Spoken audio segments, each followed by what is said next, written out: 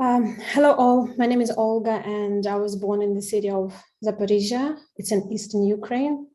The 24th of February 2022 is a day I will never forget. I found out from Australian news that Ukraine was under attack and being invaded by Russia. I was very worried for my family and I called them in the early hours, 5:30 a.m. and woke them up from sleep. They sounded very calm because they heard nothing. And soon after, they started hearing blasts from shelling in the far distance, the sounds of sirens and people's screams from fear. This is how the horror of the war began. And unfortunately, it's been like that for the last 48 days. By now, my people are physically exhausted. They are mentally tired, but they still believe in defending our country and they know that they will come out with a victory.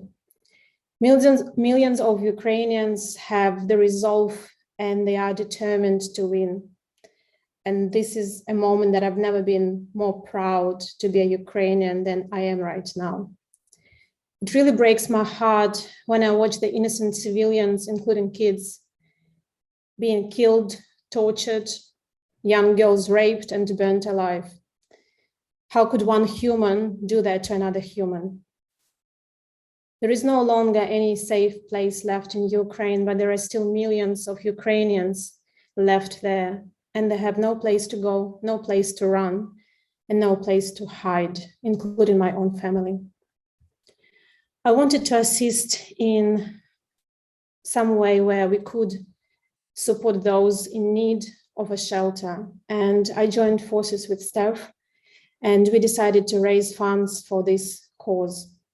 The fund called Polyanytsia ZP that we feel strongly connected to. It's a group of volunteers, brave volunteers from Zaporizhia, and they help collect and buy clothes and food for the soldiers, as well as help refugees, especially from the neighboring cities called Mariupol. It's a city where people just beyond pain, cold, and hunger. In the last few weeks, 95,000 refugees have already been evacuated from that city to my hometown. When people ask me if I still have family left over there, I always answer the same way. Yes, I do. I do have family over there. I have 44 million of Ukrainians still there who is part of my family. They all deserve a right to live, a right to be free and be happy. And those values cannot be taken away from any human ever. I want my people to see a blue sky over their heads and not see the black smoke from explosions. I want my people to hear kids' laughs and not the sounds of sirens and shelling. And I want my people to be heard and I want them to exist. So today I ask all of you to please stand up for Ukraine and support us. Slava Ukraini. And I'll hand over to Steph. He has something to say as well. Thank you, Olya. So my name is Stefan Bugrin. I'm also based in Australia, but I was raised in the Ukrainian community as a grandson of 4 Ukrainian grandparents. And for my whole life, one of my biggest passions is my heritage. And I've always been proud of who I am and where my family comes from, because I truly believe that Ukraine has some of the most beautiful and the most inspiring people I've ever met. Now, I remember when the invasion first escalated in February, I was actually on the Spirit of Tasmania with my partner on the way to help her with a marathon in the Tarkine rainforest. It was a very sad and strange experience. It felt like I was trapped on that boat going in the opposite direction when so many people I know were now in war. I had trouble sleeping, I couldn't get off Twitter, and still now I have days where it feels the same. In the years leading up to COVID, I spent a lot of time in Zaporizhia, Olya's birthplace, and I was filming two short documentaries called War Mothers. And they were stories of how motherhood was shaped in times of war. And I can easily say that my life changed completely after these trips. And the people I met had such drive and were all so brave, and they all loved their country so much. And during this time, I met a woman called Galena Goncharenko. and I knew straight away I'd met someone special. Galena was one of many mothers who were dedicating their lives to help people in and around the front lines of Ukraine. I've said this many times before, and at that time there was a large volunteer movement driven mostly by mothers, and if it weren't for them, I believe that Ukraine would have fallen years ago.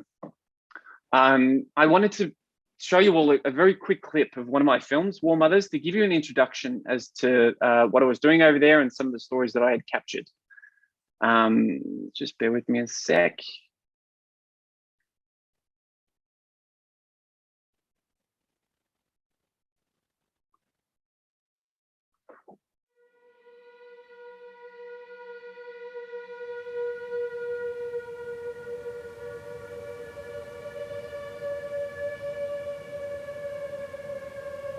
Когда-то до войны мы были все абсолютно другими людьми.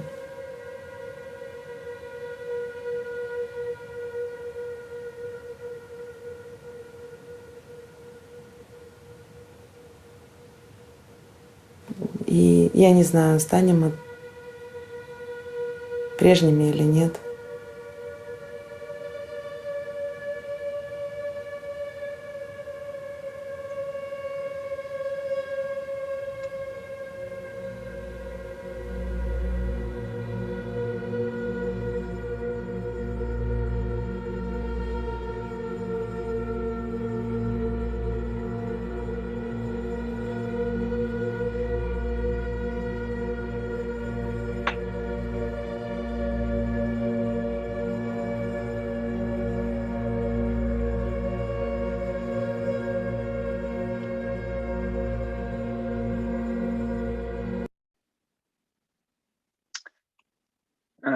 Just bear with me one sec.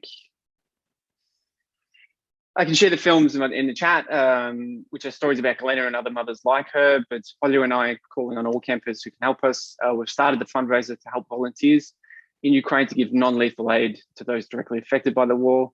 We have a link. The link will have more details on the group, one of which is managed by Galena Goncharenko in the film, and both are based in Zaporizhzhia. Thank you, and if you had any questions, we are happy to answer.